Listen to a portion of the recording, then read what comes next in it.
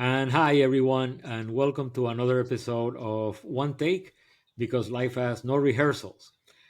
Today, I am absolutely thrilled to have Barry Frey. I've known Barry quite some time. He was one of the leading factors in the creation of the cable industry in Latin America. Barry has helped create media companies all over the world.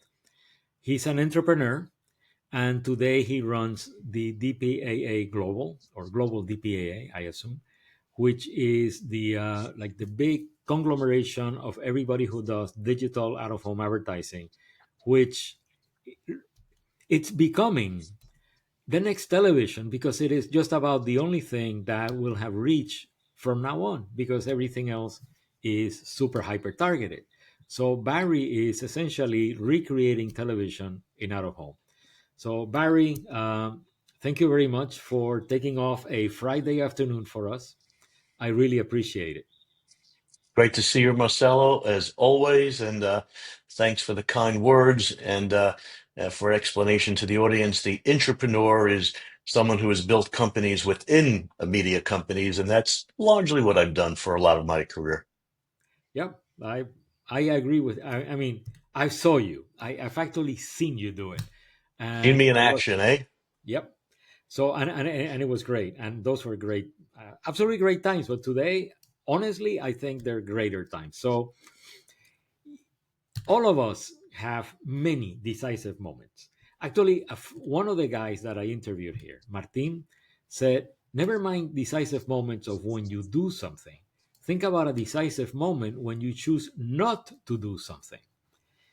And he chose not to participate with a friend of his in a restaurant chain, which then became one of the largest ones in Florida. So he could be driving a Lamborghini Aventador or something. So, but tell me or tell us, like a key decisive moment for you professionally. Sure. Well, just backing what you just said, I had a call from the creator of DoubleClick many years ago that wanted to hire me, and I actually didn't return his call because I was very busy, and that would have been a very incredibly decisive moment. I guess it was either way, but we've all had those. You can't be a prognosticator all the time, but yeah, I think over a career one has many decisive moments, and I think many of the kind of inflection points or seminal moments have come from some great leaders that I've worked for and great learning from them. For instance, working closely with Ted Turner, who really built cable television around the world, CNN, TBS, TNT. A man like David Stern, I reported to, the commissioner of the NBA. Both of those people, brilliant sales, marketing folks. And then one of the greatest leaders and women leaders in the media and marketing business, Kay Kopovitz, who built and created USA Network, Sci-Fi Channel, and others. And I think each of those interactions were some great seminal moments. And in terms of some particular moments, there may be two that I would recall. One is in the early days of cable when people were not really buying cable television that much. And I had the lucky opportunity to go on sales calls with Ted Turner, where we would work with agencies and brands and help them understand how this new medium could work for their business. I remember closing the first and largest cable television deal of its kind, which was Johnson and Johnson, $25 million, I recall, and that was the first time they went into cable TV, and Wow. that was kind of a real inflection point that made me see, wow, this is a heck of a medium here, and it's bound for glory. So I think that was one, and evidently that has helped fashion my own career. That all things are possible, with some smarts, some hard work, some creativity, innovation, and a good deep knowledge of customers and media. And then I think the other one was when I was at USA Networks, I did and was actually on the cover of some trade magazines, the first multimedia deal in those times, where I took USA Network's content. We put content in the television program. We had ads, we had promotions in store. We had packaged it with some magazine partners I found at the time. And that has also led my career in forming a lot of omni-channel relationships, which is becoming even more important now. In fact, at DPAA, we continue to do this great omni-channel study of planners and buyers across all media and why they're shifting money into digital out of home and why they're doing it and how they're doing it. And, it is an omni-channel world now. And both, I think, of those experiences help to guide me to answer your question. Yeah, no, not only do I agree, I mean, I flog omni-channel on people. I tell them nobody is like so narrow viewed or so narrow minded Right. that they, well, some are, that they only get their news from like one source. So, and then there's many other things that people never realize are channels. News, content, entertainment, branding, products. We Yeah, all touch all touch points, consumers, and therefore brands should as well. yeah. I mean, right now, for example, you go to a store, that is a real omnichannel today. I mean, like anywhere from the brands to the promotions to the way things are displayed. So I'm up there. And by the way, that has not been a change. Omnichannel has always existed, just the channels changed. But Well, omnichannel and at one of the some biggest point, changes in the store, as you mentioned, is retail media networks. A yes, great opportunity for us and all of my members around the world is that there's about $140 billion in retail media networks today, as characterized by Group M. That is essentially all online, yet I don't know if you know this, but you know what percentage of sales take place, say, in this country, in the US, in actual physical stores? probably like 70%. That's a great guess. Yeah, it's actually 84%. Oh, So if you have $140 billion speaking to people that are buying online, imagine now that we are putting screens in stores and our members are reaching people on their daily journey, on the path to purchase, and now increasingly more at the point of purchase to influence and market products. So it's a huge opportunity. We've got so many retail media networks in physical stores and screen people and programmatic. So that's a very exciting time for us. Thanks for bringing that up. Very interesting. yeah. So, and that segues very well into the next big item that I like to discuss because we've all seen change. I mean, like, really. I mean, if you and I go back to when we met, we saw the birth of cable, the height of cable, the death of cable, right? We saw the bubble that became, well, the bubble that was all of the dot coms that we were all involved as entrepreneurs. We saw, definitely saw the birth of digital. I even fired, I remember one guy, the media director in Chile, because he said, like the internet will never happen, digital will never happen. And Ruben, you're out, done. I mean, this is going to be a digital world. So we've seen all of that. We see many completely new things that really influence our purchasing. For example, influencers. There's always been influencers. I was an influencer for people buying cars in my house, and I'm on my friends because I'm a car guy. But we had never seen influencers as a very formal medium that was sold almost for automatically. So, what changed? And this is one of those things where you have to think. I mean, like, what change have you seen that in 1,000 years you would have never imagined would happen? It's a good question. I may answer the question in a slightly tailored way, Marcelo. I would say, what did I think may change? It would or it wouldn't, that actually has come about. And it relates to your discussion of digital. And by the way, you're right about influencers. In fact, some friends of mine, the Dieter brothers, built a company called Influential, and they sold it recently to Publicis for some good money. And they're really smart brothers. They built a great business of building out influencers that connect to brands. And it's amazing what they've done. Yet back to what you said and the way you characterize the growth of digital and the up and decline of television, et cetera. I've always I've always appreciated and enjoyed being a student of media as well as a professor of media. I teach media training, but also I think as any good teacher, you always have to be a constant student, constantly curious. So early on, I was a big reader of Marshall McLuhan, and Marshall McLuhan, certainly talked about the medium as the message, which what he's very famous for. Yet he was one of the brilliant in the 50s. He was a Canadian philosopher of media, a prognosticator, a pundit, and he coined global village. And he Yes. talked about how media would connect us all. And, you know, 10, 15, 20 years ago, I was like, really? Is this going to happen? Even though he predicted this in the 50s.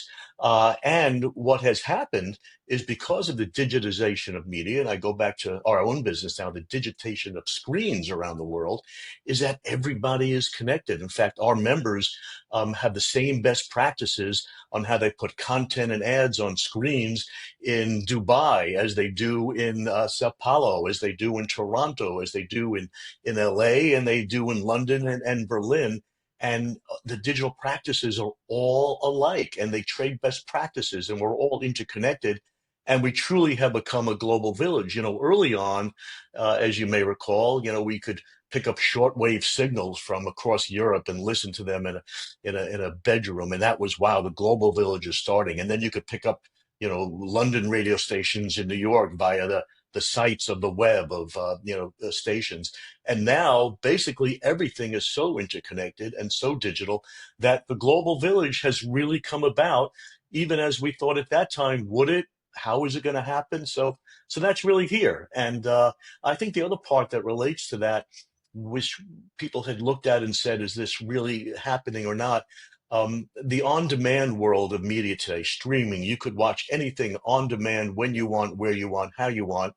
Yet, what a lot of people don't realize, and once again, I guess that I'm a bit of a media freak, is that the RCA records, when they first started printing and producing and publishing records, 33 RPMs in those days, their big campaign was music on demand because before that, there was only radio.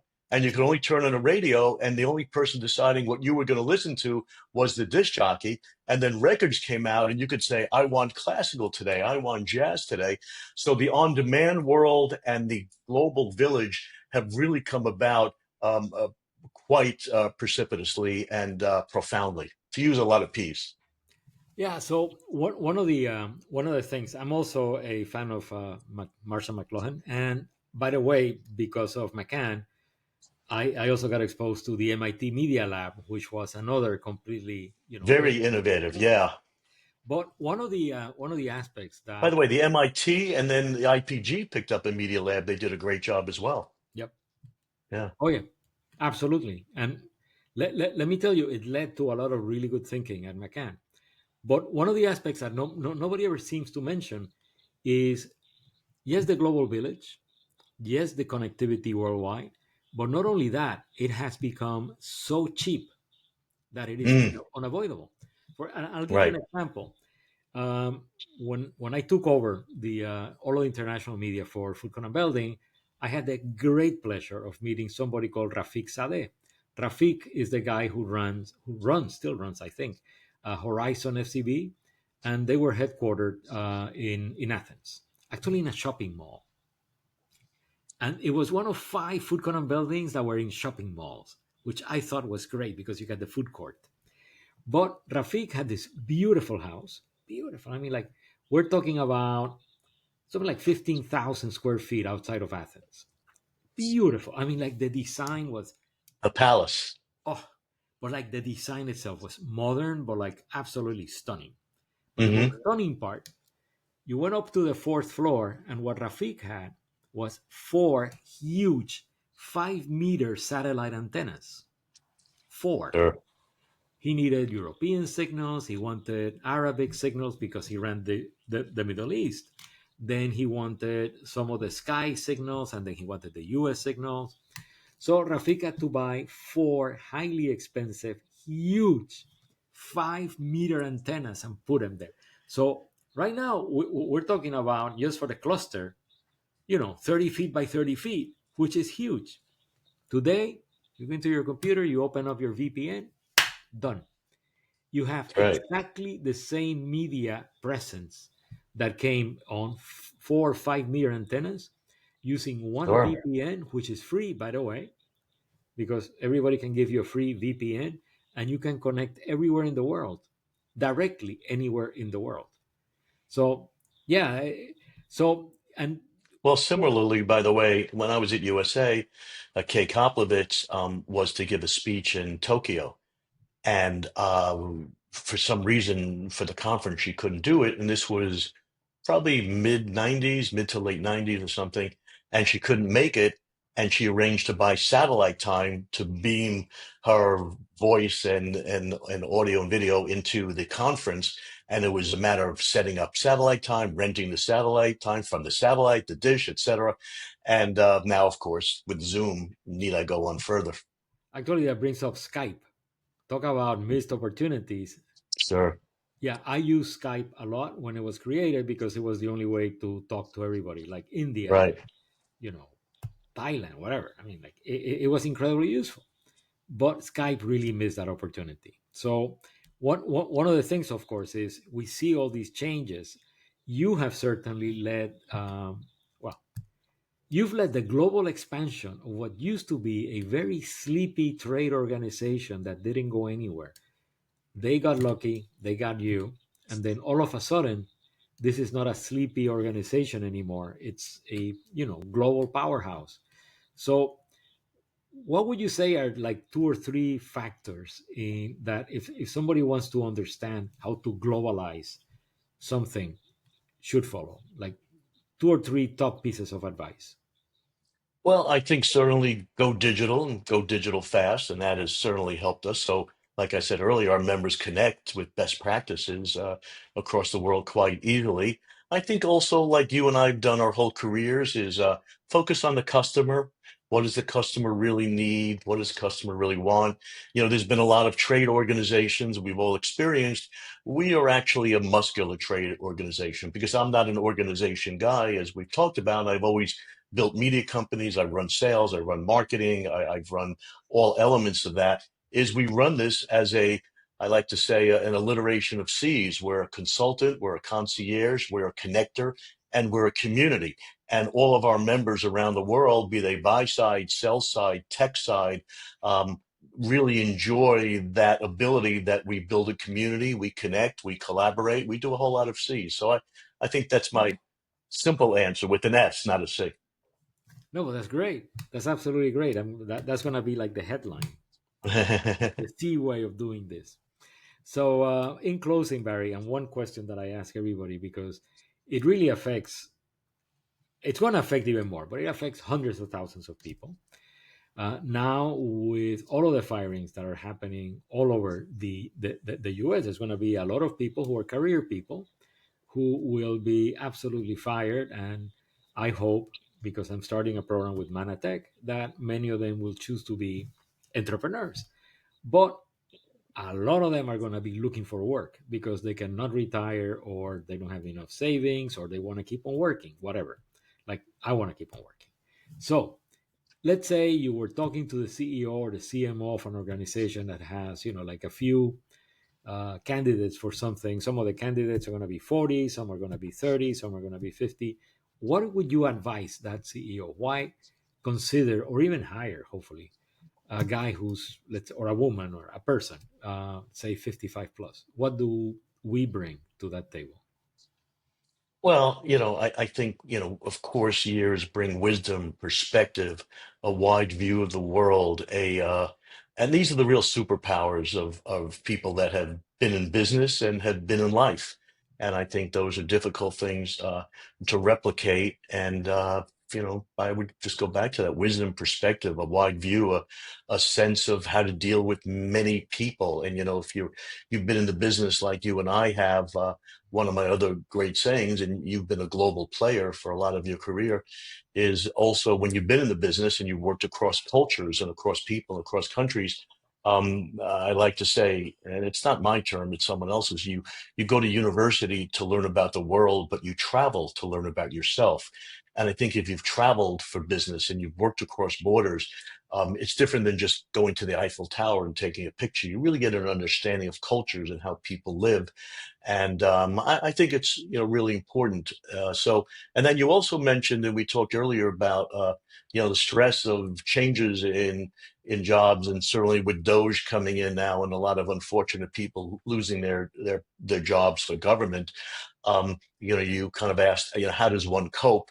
And I'd like to go back to a favorite acronym of mine, and that would be a healthy dose of an acronym. I say MEDS, MEDS, and that would be meditation. I don't do it as much as I like, but I try. E for exercise, which I do almost as much as I like. D for diet, and that should be a healthy diet. And do you want to guess the S? No. MEDS, meditation, exercise, diet, and sleep. And increasingly, there's so much more research coming out now that Yeah. 7 to 9 hours just helps us all become healthy, wealthy, and wise. So, to all of the people that may be, in government making changes or losing their jobs or whatever, think meds, meditation, exercise, diet, sleep, and keep listening to Marcella Salub for incredible wisdom globally, domestically, and media-wise. Well, thank you very much, Barry. As always, it's a pleasure. I would be blushing if I were human. Uh, but you're but absolutely great. but I'm talking to a bot. Is that what's going on here?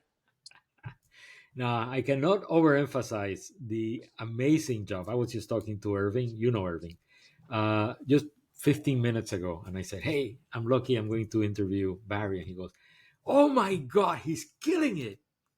He's truly killing it."